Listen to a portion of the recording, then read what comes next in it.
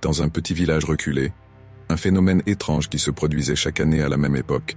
Les villageois appelaient cela la pluie d'acide.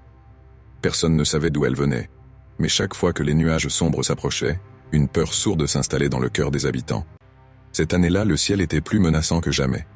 Les enfants avaient été mis à l'abri, les portes verrouillées et les fenêtres scellées. Mais deux adolescents, Clara et Lucas, curieux et téméraires, décidèrent de braver la tempête. Ils voulaient découvrir la vérité derrière cette pluie mystérieuse.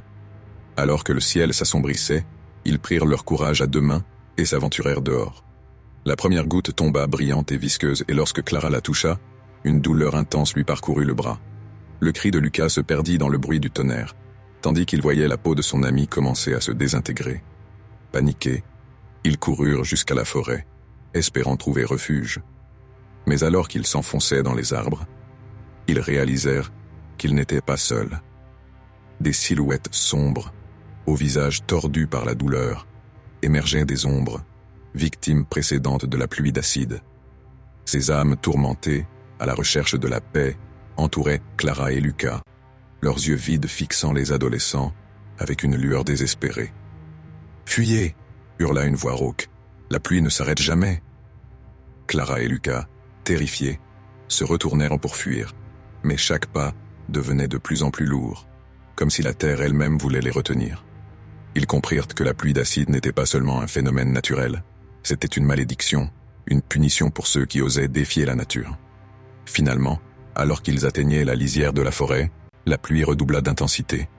Clara, déjà affaiblie, tomba au sol, et Lucas, déchiré entre sauver son ami ou échapper à l'horreur, fit un choix déchirant.